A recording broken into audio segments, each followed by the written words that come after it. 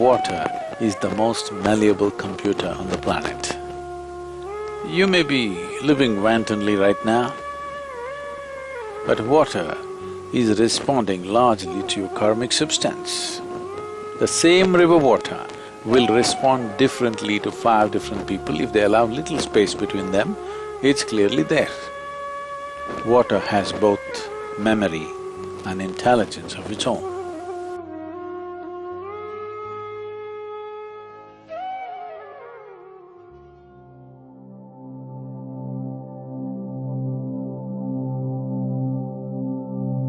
So, what is water? Water is a transparent, tasteless, colorless chemical substance which is made up of billions of molecules. Each molecule is made with 1 oxygen and 2 hydrogen atoms together by strong covalent bonds.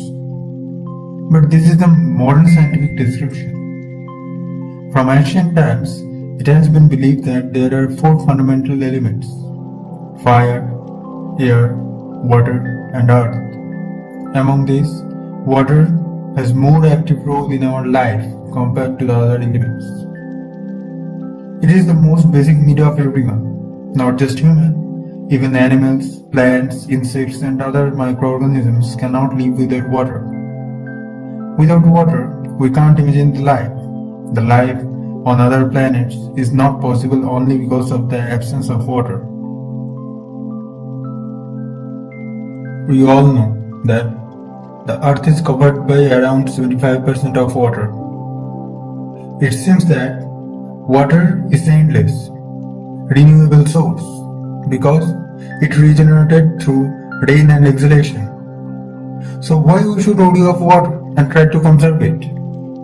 The truth is, only 1% of the water is usable to us, and from remaining 99%, 97% of the water is salty seawater, and 2% of the water in the form of glaciers and polar ice caps. On other hand, in some organisms, up to 90% of their body weight comes from water. Up to 70% of the human body is water also. According to the Journal of Biological Chemistry, our brain and heart are composed of 73% water. Lungs are about 83% water, skin contains 64% water, muscles and kidneys are 79% and even the bones are 31% watery. So, we can understand that water is very important in our life. Apart from that, water has some mystical secrets also, like water has both memory and intelligence. Let's see what Sadhguru says about that. In the last decade, or a little more than that, much is being said in modern scientific language as to how water has both memory and intelligence of its own.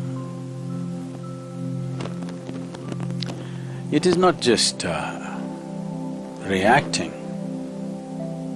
to various things happening around it, it is responding.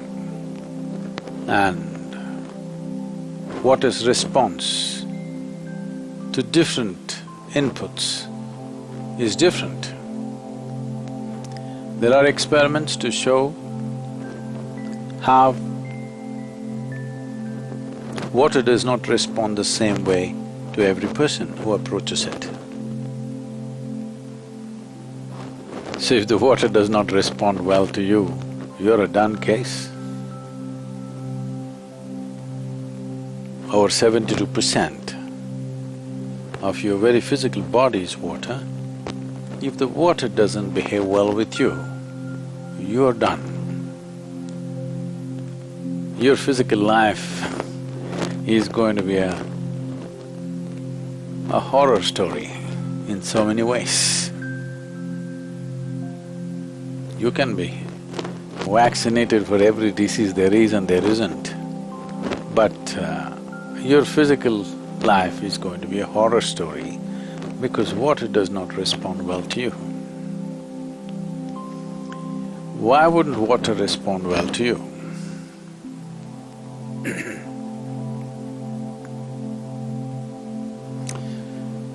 To put it in a very simplistic way, if you do not approach this dimension consciously or unconsciously, appropriately, water may choose not to respond to you well. You may be living wantonly right now, but water is responding largely to your karmic substance.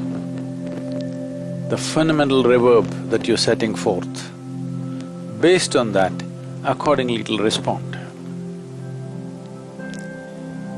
So, if we find that somebody has this issue of the very water, which is nearly 2/3 of our body, or more than 2/3 of our body, nearly 3/4 of our body, is not behaving well within us and just about everything is going wrong with the system, then water-based kriyas and karmas are done so that you make friends with water. Because if you're not friends with food, you can still manage, it's only 12%. But if you're not friends with water, physical life is going to be a horror story. So to keep this relationship between the water that's around us and the water that's within us and the water that has to come into us today, to keep a good relationship, to keep that kind of relationship, that even if it's dirty water, once it enters you, it'll dance in joy. If you keep your situation like that, physical health, your physical life on all levels is well taken care of. It's not that air, fire, earth, not important, it's important. But in sheer volume, water wins. Most nations turning democratic majority, you know the value of majority. And among the ingredients, leaving the Akash, which is of a completely different nature, among the four, water has a more active role, more participatory role compared to the other elements. What does this mean in our day-to-day life? What does this mean in our process of creating health, well-being, intelligence, agility, and the spiritual possibility? What does it mean? What it means is, you can either float on the water or you can drown. That's what it means. The same water can take you places. The same water can drown you. So, the dimension of water, much has been said in recent times, and we know that we can change the molecular composition of water with any kind of reverb or vibration. The way the water structures itself, the way the molecular structure changes so rapidly, and water has almost like how human body has cells. Water has its own cellular structure, and this cellular structure can change with even smallest inputs of vibration. Vibration can come in the form of touch, in the form of thought, emotion, a look, or an utterance of a sound, a mantra, or just the presence, or if one is meditative, it's a known thing.